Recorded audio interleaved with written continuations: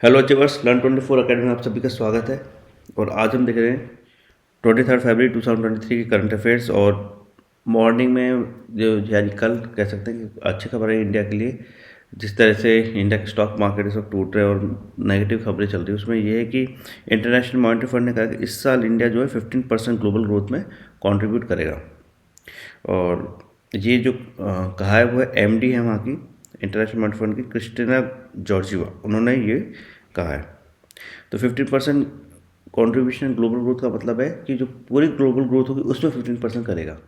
इसे आप जीडीपी से कंफ्यूज मत कर जाइएगा। इंडिया की जीडीपी 15% नहीं बढ़ेगी, बल्कि जो ग्लोबल ग्रोथ है, मान लीजिए 100 रुपये अर्न करती है पूरी ग्लोबल दुनिया, तो उसमें 15 रुपये इंडिया के कारण अर्न होंगे। तो ये है इंटरनेशनल मॉनिटरी फंड ने कहा है। सेकेंड है शैली Obra. At last after 3 failed attempts, जो दिल्ली एमसीडी है, म्यूनसिपल कॉरपोरेशन ऑफ दिल्ली, उसमें आम आदमी पार्टी की मेयर बन गई है। हालांकि जिस तरह की खबरें चल रही थी या जिस तरह की आप कह सकते हैं पॉलिटिकल वहाँ सेटअप है, उसमें ऐसा बहुत डिफिकल्ट लग रहा था कि आम आदमी पार्टी जीतेगी। बट मेयर जो है आम आदमी पार्टी बन गई और डिप्टी मेयर है वो भी आम आदमी पार्टी का ही है। तो आप कह सकते हैं आम आदमी पार्टी के लिए डबल विक्ट्री। फिर है ओलाफ शोल्स के बारे में। ये जर्मन चांसलर हैं। जैसे अपने इंडिया में प्राइम मिनिस्टर होता है या प्रेसिडेंट, ऐसे आप मान सकते हैं जर्मन चांसलर होते हैं वहाँ पर। उनको चांसलर कहा जाता है, प्राइम मिनिस्टर या प्रेसिडेंट नहीं कहते हैं। और जो जर्मन चांसलर हैं, और इसको डेनिश क्राउन प्रिंस, जो डेनमार्क है वहाँ पर जैसे कि क्राउन प्रिंस हेड होते हैं यूएस वो यूके के अंदर, ऐसे ही डेनमार्क में अंदर क्राउन प्रिंस हेड होते हैं। तो वो ये दोनों इंडिया विजिट कर रहे हैं। और शोल्स का जो विजिट का पर्पज़ इस वक्त बेसिकली बताया गया वो है एनवायरमेंटल कोऑपरेशन। बट जहाँ तक मुझे लग रहा है इस पर यूक्रेन वाला इशू है, क्योंकि अभी कुछ वक्त पहले रशिया के साथ भी बात हुई और बाइडेन इस वक्त यूक्रेन में विजिट कर रहे हैं। आप देख ही रहे हैं कि जो पुतिन है उन्होंने वो न्यू स्टार्ट ट्रीटी से विड्रॉ कर लिया है। New start treaty nuclear non proliferation की ट्रीटी थी, यानी न्यूक्लियर जो जितने भी हथियार को कम करा जाए या उनको घटाया जाए, तो ये दोनों चीज़ें उसमें शामिल थी। तो आए तो जरूर कहे के एनवायरमेंट कोऑपरेशन, लेकिन देखते हैं जहाँ तक मुझे लगता है कि ये थोड़ा स्ट्रेटेजिक बात है। और ओलाफ शोल्स ने ये भी कहा कि इंडिया को जो है क्लाइमेट क्लब के अंदर एंट्री करनी चाहिए। क्लाइमेट क्लब का G7 मीटिंग का हिस्सा है। ग्रुप 7 आपको पता ही होगा, G7 top economies of the world, ये सब इसमें शामिल है। आप इसमें कंट्रीज बताइए कौन कौन सी हैं। पहले इसको G8 बोलते थे, फिर एक कंट्रीज में से निकाल दी गई, कारण बताइएगा। अगर आप कमेंट सेक्शन बताएंगे तो बहुत ही अच्छा रहेगा। तो उस क्लाइमेट क्लब का हिस्सा बनाने की बात चल रही है। खैर एनवायरमेंट कोऑपरेशन में इंपॉर्टेंट है, इंडिया का गोल भी है, आपको पता ही होगा। पंचामृत, मैंने बजट के अंदर आपको बताया था ना, पंचामृत।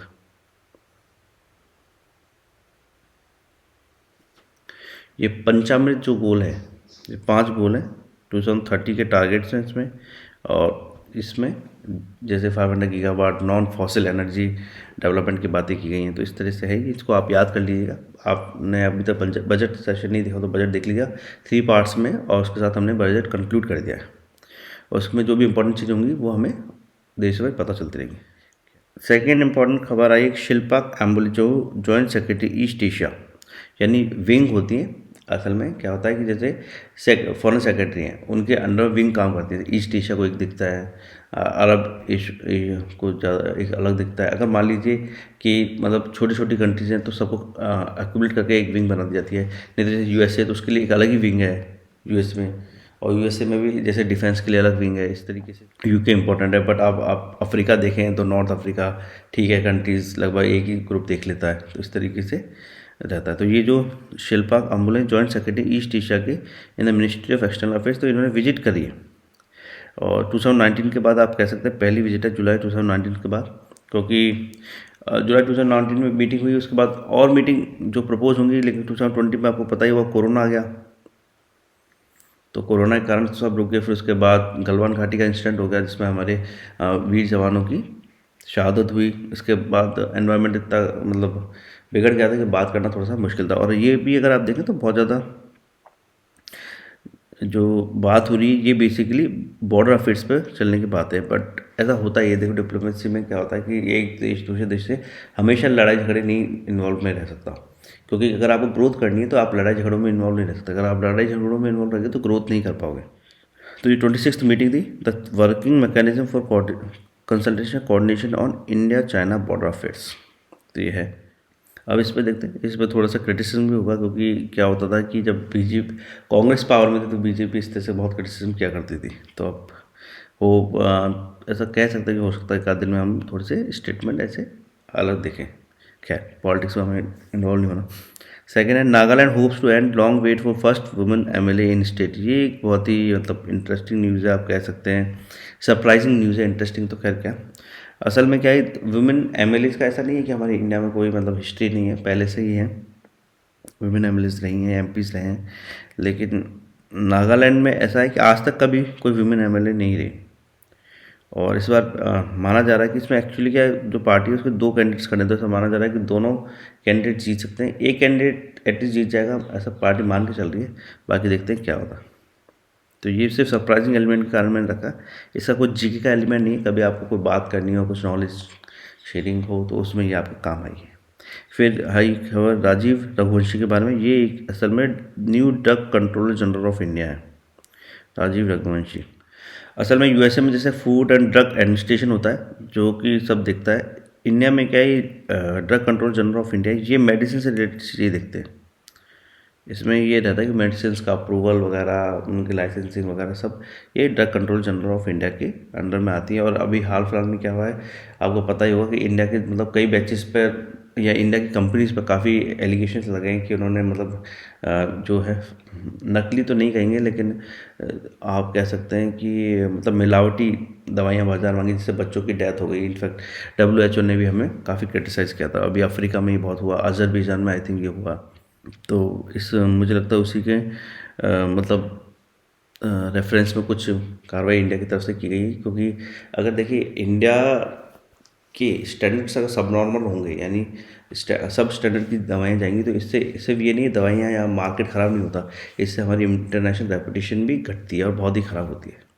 फिर आगे देख लेते हैं, न्यू एजुकेशन पॉलिसी के बारे में बात की गई। तो एजुकेशन मिनिस्ट्री ने क्या है कि गाइडलाइन जारी कर दी है कि भाई अब फर्स्ट क्लास में एडमिशन तभी होगा जब बच्चा 6 साल का कंप्लीट कर लेगा। अभी क्या होता था, 5+ स्ट्रेटेजी थी, मतलब 5 साल अगर कंप्लीट कर लिया तो ठीक है, 5.5 साल का है एडमिशन ले सकता था फर्स्ट क्लास में। लेकिन नहीं, अब क्लियरली गवर्नमेंट ने गाइडलाइन जारी कर दी है, या कह सकते हैं इंस्ट्रक्शन जारी कर दिए हैं कि 6 साल के कंप्लीट होने के बाद लेगा। तो अब 6 साल कंप्लीट होने पे ही फर्स्ट क्लास के अंदर एडमिशन हुआ। न्यू एजुकेशन पॉलिसी का थोड़ा स्ट्रक्चर हम देख लेते हैं। इसमें क्या है कि अभी तक 10+2 का स्ट्रक्चर था, यानी फर्स्ट से 10 तक एक अलग सिस्टम था, एक ही तरह का सिस्टम था। 11-12 से आपके सब्जेक्ट चूज हो जाते थे। अब न्यू एजुकेशन पॉलिसी है, इसमें एक्चुअली के पहले 5 क्लासेज जो है वो फाउंडेशनल है। उसके बाद नेक्स्ट 3 जो है, ये प्लस का साइन मैंने इसमें दिया है थोड़ा समझाने के लिए दिया है वैसे, है ना। ये 3 प्रिपरेटरी क्लासेस हैं, देन 3 मिडिल है, देन 4 सेकेंडरी है। लेकिन ये जो फाउंडेशनल बैच है इसमें, ये ना थर्ड ईयर से शुरू हो जाएगा। तो इस तरीके से ये है, थोड़ा सा कॉम्प्लिकेटेड सा स्ट्रक्चर है, चूँकि नया स्ट्रक्चर है, इस तरीके से इम्प्लीमेंट होता है वो देखने की बात होगी। तो एजुकेशन पॉलिसी को बदलने की बात चल रही है, एजुकेशन सिस्टम को थोड़ा सा रिवैम्प करने की बात चल रही है। खैर अच्छे होते हैं, देखिए कोई भी अगर अच्छी इंटेंशन के साथ लाएगा कोई भी चेंज हमेशा अच्छा, और एजुकेशन पर बहुत ज़्यादा फोकस की ज़रूरत है, क्योंकि जो फ्यूचर है वो बहुत ज़्यादा मतलब टेक्नोलॉजी ड्रिवन हो जाएगा। अब जो आप 20 साल के आप हैं, जो 20-21 साल के, क्योंकि वो एक सिस्टम से वाकिफ़ है। तो अगर आप 21-22 साल से ऊपर की एज के हैं, तो आपने जो सिस्टम देखा अगले 20 साल में पूरी तरह से चेंज हो जाएगा और आपको एक बिल्कुल ही नई दुनिया मिलेगी। आर्टिफिशियल इंटेलिजेंस आ चुकी है, चैट जीपीटी आ चुका है, मतलब आपको चैट जीपीटी की मदद से कुछ भी प्रिपेयर कर लीजिए। तो अब ये सब हो रहा है, तो इसको आप याद कर लीजिए, एग्जाम में हो सकता है आ जाए कि इस तरह कौन सा स्ट्रक्चर है, 5+3+3+4। और इसमें ये हर ईयर के साथ जो ये उसका पर्पज़ है, जैसे फाउंडेशनल, प्रिपरेटरी, मिडिल, सेकेंडरी, इसको भी याद कर लीजिएगा, क्योंकि ये हो सकता है कि मैच द फॉलोइंग में आ जाए। तो ये एम है इसका, promoting better overall learning development well being rate. तो नेशनल एजुकेशन पॉलिसी का पर्पज़ यही है कि देखिए हर एजुकेशन पॉलिसी का पर्पज़ ये होता है कि सब बेहतर हो सके। ओवरऑल लर्निंग हो सके, डेवलपमेंट हो सके, बेटर पर्सनालिटी बन सकें। और ख़ासतौर से अब टेक्नोलॉजी ड्रिवन है, इनफैक्ट बजट के अंदर भी आर्टिफिशियल इंटेलिजेंस की बात की गई है। अभी कल ही चाइना के शी जिनपिंग ने जो है प्रेसिडेंट, उन्होंने भाषण दिया है कि हमें टेक्नोलॉजी में सेल्फ रिलायंट बनना है, मतलब वेस्ट पे बिल्कुल भी डिपेंडेंस नहीं रहनी, क्योंकि आपको पता ही है कि चाइना और वेस्ट में इस वक्त एक तरह से कंपटीशन की शुरुआत हो चुकी है। जो कोल्ड वॉर की शुरुआत कभी रशिया और यूएसए के बीच में थी, वो अब अनडिक्लेयर कोल्ड वॉर एक तरह से कह सकते हैं चाइना और यूएसए के बीच में चल रहा है। तो इसके रिपरकशन में हमें देखने पड़ेंगे, तो हम भी ज़्यादा पीछे रह नहीं सकते। भले ही हम फॉरेन जो हमारे विदेश मंत्री हैं उनके मतलब हम छोटी इकोनॉमी है, लेकिन हम ज़्यादा वक्त तक है ना ये छोटी इकोनॉमी नहीं कह सकते। लेकिन 70 साल के बाद भी हम ये अपने आप को ये कह रहे हैं छोटी इकोनॉमी है, तो फिर तो कैसे काम चलेगा। एक और खबर आई है, कोई बहुत अच्छी खबर नहीं इंडिया के लिए, एक इंटरनेशनल थोड़ा सा आप कह सकते हैं कि थोड़ा सा हमें मतलब इंडिया की जो प्रॉब्लम्स के कारण दुनिया में नीचे दिखना पड़ रहा है। जैसे कास्ट डिस्क्रिमिनेशन इंडिया में बहुत रैम्पेंट है। कास्ट डिस्क्रिमिनेशन ये कहना कि भाई कास्ट सिस्टम कहाँ है, ये मतलब बिल्कुल ही कोरी बकवास है। आप देख सकते हैं अपनी ज़िंदगी में, और इन सब असल में क्या होता है फैमिलीज़ में इस तरह से शुरुआत से सिखाया पढ़ाया जाता है कि उनको लगता ही नहीं कि वो किसी का डिस्क्रिमिनेट कर रहे हैं, तो कास्ट डिस्क्रिमिनेशन है। तो देखिए आप इसको समझिए, ये अब इंटरनेशनल प्रॉब्लम हो चुकी है। सिएटल के अंदर क्या हुआ कि सिटी काउंसिल ने कास्ट डिस्क्रिमिनेशन को इंक्लूड कर लिया। इससे पहले कैलिफोर्निया की एक यूनिवर्सिटी ने भी अपनी एक ग्रुप विंग बना ली जिसमें कास्ट डिस्क्रिमिनेशन को फॉर्मलाइज कर दिया। पहले कास्ट डिस्क्रिमिनेशन फॉर्मलाइज नहीं थी, मतलब किसी के खिलाफ अगर कोई डिस्क्रिमिनेशन होता था यूएसए के अंदर, तो वो जा सकता था, कोर्ट के अंदर जा सकता था, लेकिन उसको वो मतलब ऐसे लीगल प्रोसेस में उसको उस पर नज़र नहीं रखते थे। इसके बाद क्या है कि कास्ट डिस्क्रिमिनेशन लीगल प्रोसेस में सिएटल के अंदर नज़र रखी जाएगी, किसी के साथ हो तो नहीं रहा है। और एक तरह से बढ़िया भी है कि इस तरीके से ये कास्ट डिस्क्रिमिनेशन दुनिया में किसी भी तरह का डिस्क्रिमिनेशन खत्म होना चाहिए। अब सिंपल सी चीज़ें, अच्छी एजुकेशन लो और जो आगे बढ़ सकता है वो आगे बढ़ेगा। फिर एक इम्पॉर्टेंट न्यूज़ है थोड़ी सी, आप मतलब अच्छी न्यूज़ तो खैर क्या कहेंगे आप, थोड़ी सी मतलब गुडविल जेस्चर की न्यूज़ है। वो है कि सानिया मिर्ज़ा जो हमारी आइकन थी, इंडिया को बहुत रिप्रेजेंट किया है। इंडिया की मतलब काफ़ी आप कह सकते हैं कि बहुत ही प्राउड फील कराया इंडिया को अपने करियर के दौरान। जितनी आशाएं थी, या देखिए आप आशा तो हम बहुत ज़्यादा कर लेते हैं, लेकिन उसके मुताबिक देखा जाए जो इंडियन सिस्टम था उसके अकॉर्डिंग इन्होंने बहुत अच्छा अचीव करा। ये अपने हाईएस्ट पीक पर 27 नंबर पर रही हैं और लगभग एक साल तक टॉप 32 में बनी रही हैं।